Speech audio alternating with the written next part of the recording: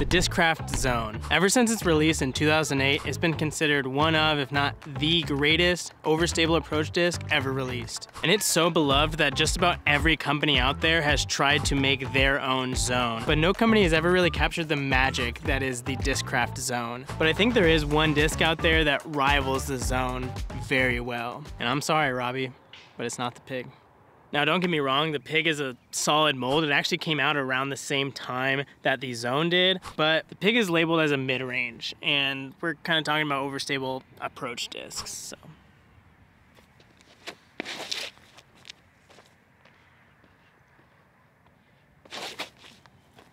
Now, don't get me wrong, there are plenty of really solid Zone clones out there. Like the Razor Claw 3, great disc. Prodigy Distortion, also great disc. Even the Toro from Innova, solid.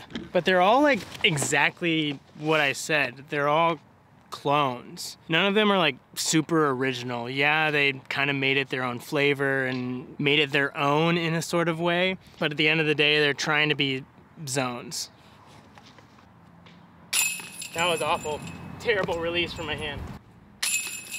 And this one disc that I think rivals it, at least in my opinion, it's a very original disc, original mold, and that is the Prodigy A2. And Prodigy, I think, consistently has done a very good job of making their own original molds instead of just straight up copying other ones. And I want to expand on that, but first let me give this hole a few ace runs, and then I want to tell you a little bit about this video sponsor, Aura. Oh, it was way too high. Way too high. That was straight at it. That is not it either. Too low.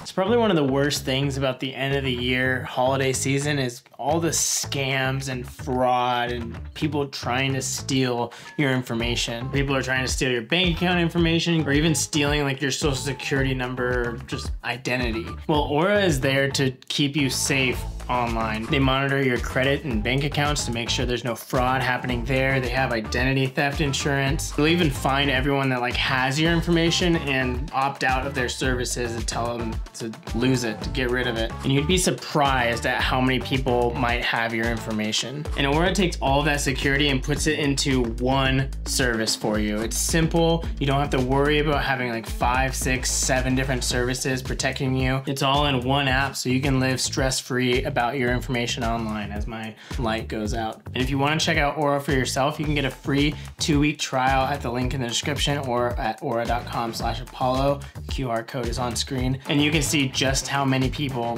have your information online. It would shock you. And thank you, Aura, for sponsoring this video. So like, look at all of the stuff that Prodigy is kind of known for.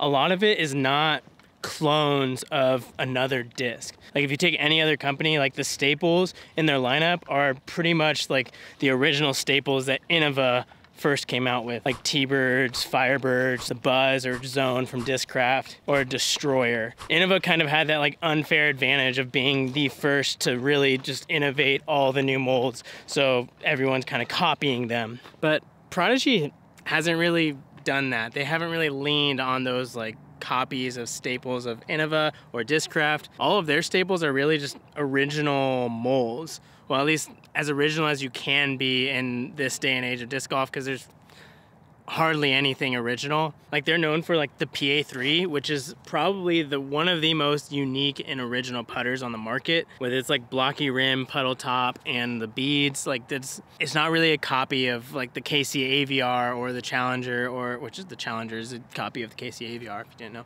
No one's really just made anything like this. Or their mid-ranges. Like, yes, the flights are pretty similar to something like a Buzz or a Beat Up Rock 3 or Mako 3, stuff like that, but the shape of them is very unique, and you don't really see that anywhere else on the market. There's a very original, very unique shape to them. Then you get to this A2, and this is basically their Zone in their lineup, but it's not like a Zone. It is very unique disc. It's a lot shallower than the Zone. It has a dome when the Zones are all flat or puddle topped.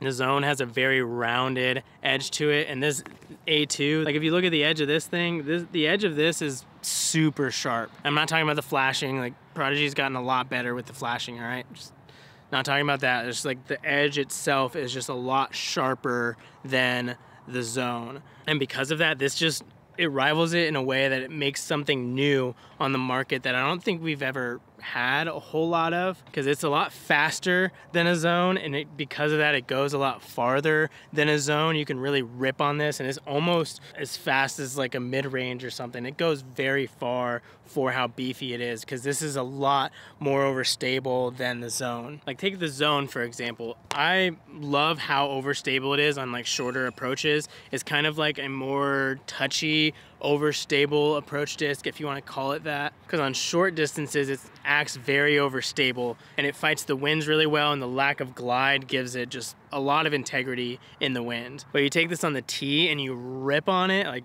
fully rip on it, these things go pretty straight for a good long while. Like, it won't turn over on you unless you give it a off-axis torque, or you give it a little ante. It's not gonna go right for you at all. It's just gonna go straight for a long time, and it'll give you like some sort of dump, but it's more of like a putter dump. It doesn't really hook at the end of the flight. So on like longer drives, you can almost rip this just a little to the right of your target, almost straight at it, and you're not gonna be in a terrible spot. You should still have a pretty good look and a good putt at the basket. The A2, on the other hand, it's a lot faster and is just a lot beefier. On short approaches, it's more overstable, and like when you rip on it on a tee, it's still just gonna give you that hook of a flight for it. So if you're throwing the same hole and you're wanting to throw it straight at it, if you accidentally throw the Zone straight at it at a really long drive, I'm talking like 260 to 300 feet, this thing will go pretty straight, and if you accidentally throw it right at your target, you shouldn't be too far left of it at the end of the flight, because you've put so much power on it and it's not gonna fade a ton. If you throw this accidentally right at the target, you're going way far left. You might even get a skip to even go farther. So this is definitely more of a utility, overstable approach disc. I would almost compare it to like the Zone being your like Sexton Firebird, that's like nice and straight Firebird, and the A2 I would compare more like the flat top stiff Firebirds. Something that's like right out of your hand is gonna hook up and skip for you.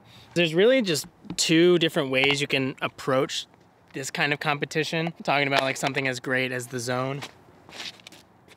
Like, you can either compete directly with it, and that's kind of the approach that a lot of the other companies are doing. They're trying to make a Zone to compete with the Zone.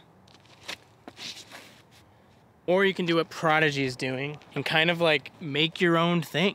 They're like attacking the Zone's lane by not attacking that lane and going a different lane, if that makes sense.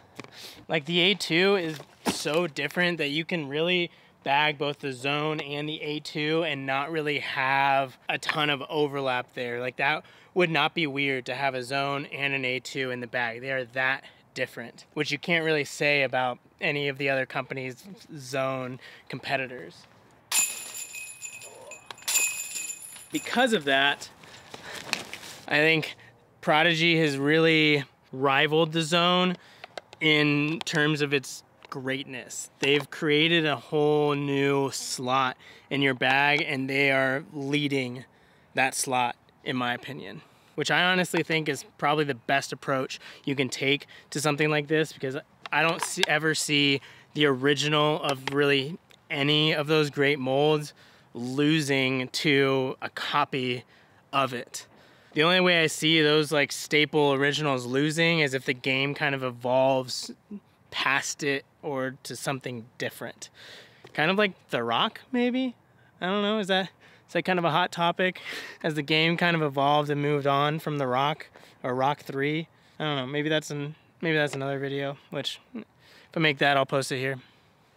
Anyways, thanks for watching. I'll see you in the next one.